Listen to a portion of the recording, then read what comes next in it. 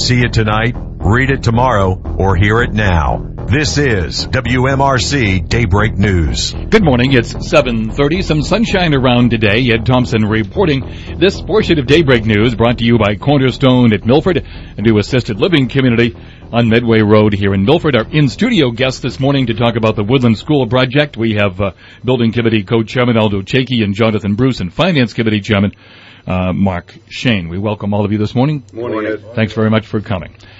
First of all, I want to put some questions to Marc. A lot of finances involved with this project, of course. We're going to get into all the details, but just give me some idea how long the FinCom's been researching these finances to come up with what you have come up with. We started actually working on this project 10 years ago when the long-term ed plan came out. So we knew we were going to build a school, and we just didn't know exactly when. So we started putting money aside with the town meeting into the stabilization account. That's what it was made for at that point. Exactly. And we've been putting money in there every single year. And the stabilization account right now sits at about a little over $13 million. We knew going into this project that we were going to have to tap the stabilization account to help pay for this project. Therefore, put as much money as we could and as fast as we could into that account. And we've done that with the help of town meeting and everybody else. I guess my next question is, can we afford this project? Absolutely. There's no question about it. We started working on the numbers, the actual numbers, about 18 months ago. We were doing scenarios at $20 million, $25 million, and $30 million. We figured out back then that we could afford this project going forward. I mean, the town has significant amount of available money, whether it be in stabilization, whether it be in levy capacity or free cash. And we've been very conservative, as we've always been, in putting that money in the right place, not putting things on the debt, paying for them out of cash. We put very little on the debt in the last 5 years. I think the only thing we put on the debt was a $2 million project for the fields. The town is in an enviable financial condition. I agree. Will this project hurt that at all? No. I gave you some paper. Yes. If we look at let's look at the third page. The third page actually talks about what the payment would be for a $34 million debt, which is the worst case scenario we're assuming. Okay. Aldo is telling us that it'll probably come in less, but we're planning on $34 million. Is it always good when you're doing something like this to shoot like that? Absolutely. That's a conservative approach. Okay. All right. I mean, if we go with the other approach and go with the minimum number and we come in with a higher number, what do? We want to be covered. So at $34 million and a 20-year note, the first couple of years, the first 5 or 6 years is when you're paying the actual major amount of money. And as you can see, the annual payments are $2.8 million, and they drop down to $1.7 in year 20. That pays off the note. So if you turn to the page before that, which shows existing debt, and this is the effect on the stabilization account. Because right now the Finance Committee has set $3 million as a debt limit. Yep. You're going to increase that a little bit? Well, I'll get to that. Okay. Which means that $3 million is budgeted on an annual basis out of the ops budget to pay for long-term debt.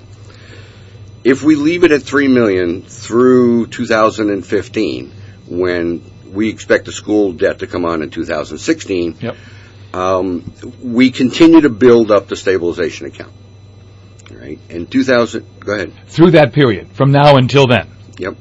So we could conceivably have a stabilization of more than 13, obviously. Right. Okay. And we'll talk about that in a minute as well.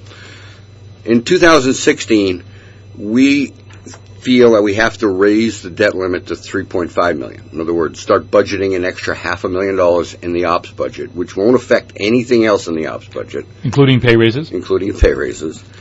And then we would take the difference between the $3.5 million and the debt payment and take it out of stabilization. And if you look at the right-hand column, now again, I gotta preface that we continue to budget $500,000 additional money into stabilization every year.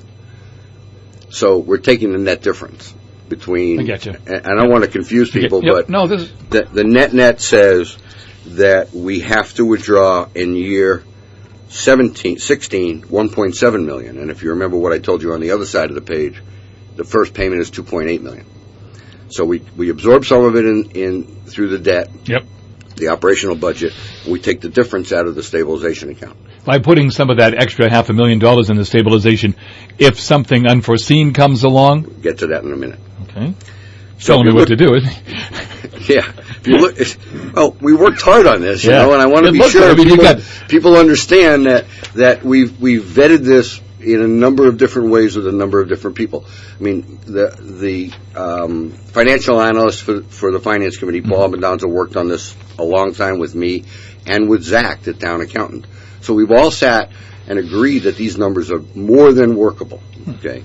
So if you look at the stabilization account over the next 20 years, the lowest it gets to with the school debt added to the existing debt is $9.7 million. So that, I mean, leaves us in pretty good shape. The Finance Committee has this written rule that says we want to try and keep at least 1 year minimum debt payment into the stabilization account. In case something happens, we can draw that and say we could pay the debt.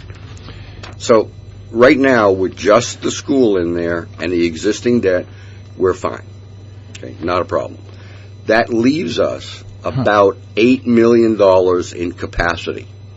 So we can add another $8 million in debt and still maintain a reasonable stabilization account, not affect the ops budget, and not increase anything else, and still do pay raises. So some of the other projects that may come along, extra fields. I have it on the back page. Okay. The armory. I have it on the back page. Okay. We put down a couple of the big ones. Now you have to also understand, and I'll talk about that in a minute. Let's talk about this. Yeah. Parks Department is looking for $1 million or more. Godfrey Brook, we have about a $5 million possible implication, and the youth center is about $2 million. If you go to the second page in this report, where we've loaded in that extra $8 million, and I have to preface that as well by saying that some of these projects you can only bond for 10 years, not 20 years. And so if you bond for 10 years, then the payments get compressed, obviously, and you spend more money up front. Worst case scenario, with those three projects in there, bonding the way we have to bond them, the stabilization account drops down to $2 million, using that money and not changing anything else. Not touching free cash, though, correct? Not touching anything else. Okay. And leaving the debt limit at $3.5 million. We could increase the debt limit to $3.7 million. If we had to. And we will look at this on an annual basis and decrease the amount of money we take out of the stabilization account, therefore maintaining its level. Because the stabilization account does more than one thing. Yes, it helps us pay for debt, but it also helps us with a bond rating for the town. So the more money we have in stabilization, the better we are from a bond rating point of view, the lower the bonds are, et cetera, et cetera. And it may be a small amount of money, but you know better than I, but from that stabilization account, you earn interest. Oh, at 2.5%. Okay. So that goes right back into stable? Absolutely. And that's that next to the last column where it says we're putting $500,000 every year plus the 2.5% interest. When do we begin paying for this school? 16. I think it's the first payment, all things being equal. Yep. Okay. I mean, these guys are going to tell me when they shovel the ground, you know. Yeah, exactly. Does the state SBAB take into consideration all these finances and everything you've done too, Aldo? When you go to the Just state, move right up, Aldo. When you go to the state, they want to know how you're going to pay for it. Okay. And essentially, we said we were going to pay for it through our levy limit, which meant we weren't going to go out for a debt exclusion or an override. And they thought that was just, the way to go. And from that point in time, they really had no questions with regards to the debt. When is the state going to give us an amount of reimbursement? Well, first of all, when are they going to approve the project officially and amount of reimbursement? The amount of reimbursement is going to come about once we begin the process of bidding this project, because the numbers we have now, the numbers that the Finance Committee has been working with, are estimates. They've been estimated by 3 different estimators, and what really drives it is the amount of money that we're going to pay for the per square foot construction cost. Our estimates talk about $365 per square foot. We're very hopeful that that $365 is $10, $20, or even $30 less, which would mean a sizable amount of money that does not need to be appropriated. But what Marc had mentioned was a maximum liability of the $34 million for the town. Our rate is 59.2%. We're not going to see 59.2% because there are, for example, they only allow $275 a square foot. If it were to come in at $350, the town owns the delta between the $275 and the $350. So that's dollar for dollar belongs to us, which in essence decreases the amount of reimbursement you get. You don't expect any surprises, though, really, from the state? No, not really. No, I would be very happy if we came out with a 50% reimbursement rate, which it's possible. Is it likely to happen? I don't know. There's no way for us at this point in time. But I really believe, and I sincerely hope, that we're going to come in with a less costly per square foot number. And if that were the case, that saves you all along. That saves us all. It saves us a lot of money. And one of the things that we are going to ask the town meeting to do is appropriate the money for what we are estimating or what we are projecting today. Now, everyone needs to understand, because we get that money and we spend less doesn't mean we're going to spend more, because we're only going to borrow the amount that we need to borrow. And if there were a sum of money that remains in the ability to borrow that we don't use, it reverts back to the town. Well, actually never reverts to the town because we never borrow it. So therefore there's that balance. So the committee, the building committee, has been very aware of how we need to proceed to come in with a number that the town can afford to handle. And essentially we've done as much as we can, and we're talking a 3-story building, 132,000 square feet for 985 children. So that's the number. The state has told us the size of the building. The state has told us how much the square foot reimbursement will be. The rest belongs to us.